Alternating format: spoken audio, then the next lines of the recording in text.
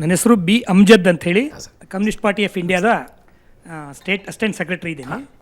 Sir, ಭಾಳ ಮುಖ್ಯವಾಗಿ ನಿಮ್ಮ ಅಧ್ಯಯನಕ್ಕೆ ಭಾಳ ಗೌರವ ಇದೆ. ಅದನ್ನು ಇಷ್ಟೊತ್ತು ನಿಮ್ಮ ಚರ್ಚೆ ನೋಡಿದಾಗ ನೀವು ಒನ್ ಸೈಡೆಡ್ ಅಧ್ಯಯನ ಮಾಡಿ ತಾವು ತಮ್ಮ ವಿಚಾರವನ್ನು ಇಲ್ಲಿ ಅಭಿವ್ಯಕ್ತಪಡಿಸಿದಿರಿ ಅಂತಕ್ಕಂಥದ್ದು ನಾನು ಇಲ್ಲಿ ಅದರ ಮಧ್ಯದಲ್ಲಿ ನನಗಾದ ಒಂದು ಆಶ್ಚರ್ಯವನ್ನು ಹೇಳ್ಬಿಡ್ತೀನಿ. ಒಬ್ಬ ಕಮ್ಯುನಿಸ್ಟ್ ಪಾರ್ಟಿಯವರು ಕ್ವಿಟ್ ಇಂಡಿಯಾ ಮೂವ್ಮೆಂಟ್ಗೆ ಸಾವರ್ಕರ್ ಯಾಕೆ ಸಪೋರ್ಟ್ ಮಾಡಲಿಲ್ಲ ಅಂತ ಹೇಳಿದ್ರು. ಅಮ್ಜದ್ ಅವರು ತಾವು ಕಮ್ಯುನಿಸ್ಟ್ ಪಾರ್ಟಿಯಿಂದ ಬಂದಿದ್ದೀರಿ. ಎಸ್ ಅಮ್ಜದ್ ಅವರು, please go ahead. I am very ಮುಂದೆ ನೇರವಾಗಿ ನಿಮಗೆ ಒಂದು ಪ್ರಶ್ನೆ ಹೇಳಿ ಸರ್. ಸ್ವಾತಂತ್ರ್ಯ ಸಂಗ್ರಾಮದಲ್ಲಿ ಎರಡು ಮಾದರಿಯ ಹೋರಾಟಗಳು ನಡೆದಿದ್ದಾವೆ. ಒಂದು ಭಗತ್ ಸಿಂಗ್, ರಾಜ್ಗುರು, ಸುಖದೇವ್ರವರ ಒಂದು ಮಾದರಿ. ಇನ್ನೊಂದು ಕಡೆ ಬ್ರಿಟಿಷರಿಗೆ ಕ್ಷಮಾಪಣೆ ಕೊಟ್ಟು ಶಿಕ್ಷೆಗೆ ಭಯಭೀತರಾಗಿ ಹೋದಂತಹ ಸಾವರ್ಕರ್ ಅವರ ಒಂದು ಮಾದರಿ ಕೂಡ ಇದೆ. ಇದರಲ್ಲಿ ನೀವು ಯಾವುದನ್ನ ಗಾಂಧೀಜಿ ಮಾದರಿ ಎಲ್ಲ ಹೋಯ್ತು ರೀ ಹೇಳ್ತೀನಿ, ಆಮೇಲೆ ಹೇಳ್ತೀನಿ ಅದು. ಓಕೆ, ಅದರಲ್ಲಿ ನಿಮ್ಗೆ ಯಾವುದು ಇಷ್ಟ ಅಂತಕ್ಕಂಥದ್ದು ಅಥವಾ ತಾವು ಯಾವ ಮಾದರಿಯ ಪರ ಇದ್ದೀರಿ ಅಂತಕ್ಕಂಥದ್ದು ಒಂದು ಕ್ಲಾರಿಫಿಕೇಶನ್. ಒಂದು ಎರಡನೇ ಪ್ರಶ್ನೆ, ಈ ದೇಶದಲ್ಲಿ ಧರ್ಮದ ಆಧಾರದಲ್ಲಿ ದೇಶವನ್ನು ಕಟ್ಟಬೇಕು ಅಂತಕ್ಕಂಥ ಒಂದು ಮಾದರಿ, ಅದು ಮುಸ್ಲಿಂ ಲೀಗ್ ಇರ್ಬೋದು, ಹಿಂದೂ ಮಹಾಸಭಾ ಇರ್ಬೋದು. ಆಗಿನ ಕಾಲಘಟ್ಟದಲ್ಲೇ ಧರ್ಮ ಆಧಾರಿತವಾಗಿ ರಾಜ್ಯವನ್ನು ಕಟ್ಟಬೇಕು ಅಂತ ಆಲೋಚನೆಯಲ್ಲಿದ್ದಂತಹ ಒಂದು ಮತೀಯವಾದಿ ಶಕ್ತಿಗಳು. ಇನ್ನೊಂದು ಕಡೆ ಈ ದೇಶದಲ್ಲಿ ಬಹುತ್ವವನ್ನು ಇಟ್ಕೊಂಡು ನಾವು ಮನುಷ್ಯತ್ವನೇ ಮುಖ್ಯ ಗುರಿ, ಏನೀಗ ಬಾಬಾ ಸಾಹೇಬ್ ಅಂಬೇಡ್ಕರ್ ಅವರು ಕೊಟ್ಟಿರ್ತಕ್ಕಂಥ ಸಂವಿಧಾನದ ಆಶಯದಲ್ಲಿ ದೇಶ ಕಟ್ಟಬೇಕು ಅಂತಕ್ಕಂಥ ನೆಲೆಯಲ್ಲಿ ಹೋರಾಟ ಮಾಡಿರ್ತಕ್ಕಂಥದ್ದು ಎರಡು ಮಾದರಿ. ಅದರಲ್ಲಿ ಆ ಎರಡು ಮಾದರಿಯಲ್ಲಿ ನೀವು ಯಾವುದರ ಒಂದು ಪರ ಇದ್ದೀರಿ ಅಂತಕ್ಕಂಥದ್ದು ಎರಡನೇ ಪ್ರಶ್ನೆ. ಹಾಗೆ ಮುಖ್ಯವಾಗಿ ಹೇಳ್ಬಿಡ್ಲಾ,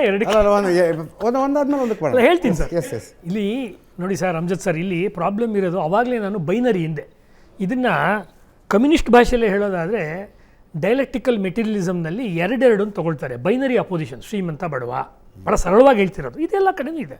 ಬಂಡವಾಳಶಾಹಿ ಮತ್ತು ಇವನು ಕಾರ್ಮಿಕ, ಈ ರೀತಿ ಇದೆ. ಪ್ರಶ್ನೆ, ಈ ಎರಡೇ ಕ್ಯಾಟಗರಿ ಇರೋದ ಜಗತ್ತಲ್ಲಿ ಅಂತ. ಇವಾಗ ಅವ್ರು ಹೇಳಿದ್ರು, ಒಂದು ಭಗತ್ ಸಿಂಗ್ ಮತ್ತು ರಾಜಗುರು ಇವ್ರದ್ದೊಂದು ಮಾದರಿ, ಸಾವರ್ಕರ್ದೊಂದು ಮಾದರಿ, ನೀವು ಯಾವ್ದು ಆಯ್ಕೆ ಮಾಡಿ? ಒಂದು ಹೋರಾಡಿ ಸಾಯ್ತೀವಿ, ಇನ್ನೊಂದು ಕ್ಷಮಾಪಣೆ, ಇನ್ನೊಂದು ನೀವು ಇವ್ರದ್ದು ಮಾದರಿ, ಒಂದು ಮುಸ್ಲಿಂ ಲೀಗ್ ಅಥವಾ ಹಿಂದೂ ಮಹಾಸಭಾದ್ದು, ಇನ್ನೊಂದು ಅಂಬೇಡ್ಕರ್ ಅವ್ರ ಮಾದರಿ ಅಂತ.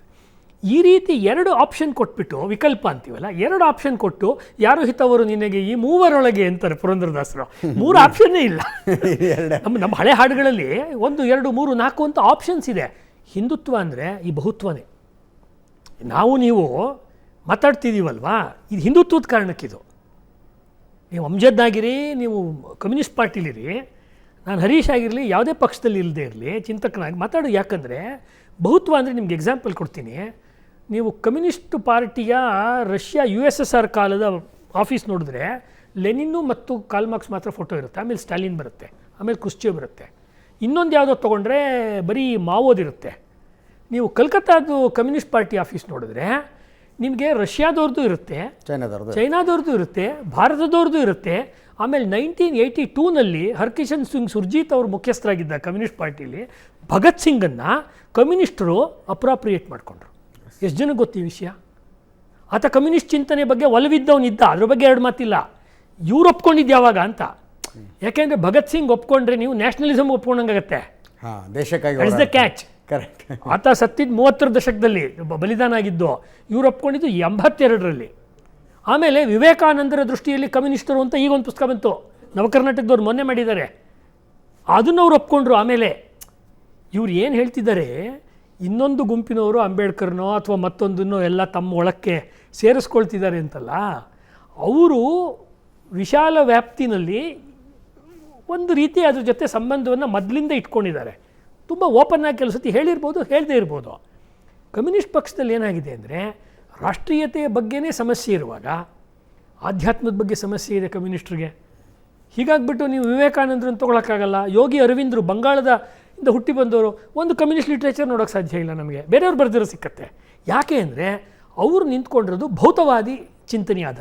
ಅದನ್ನ ತಪ್ಪು ಅಂತ ನಾನು ಹೇಳ್ತಿಲ್ಲ, ಅವ್ರ ಸಿದ್ಧಾಂತ ಆಗಿದೆ. ಇದು ನಮಗೆ ಸಮಸ್ಯೆ ಬಂದಿರೋದು.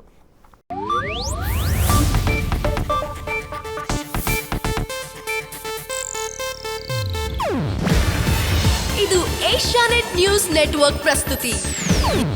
ನೀವು ನೋಡ್ತಿದ್ದೀರಾ ಏಷ್ಯಾನೆಟ್ ಸುವರ್ಣ ನ್ಯೂಸ್.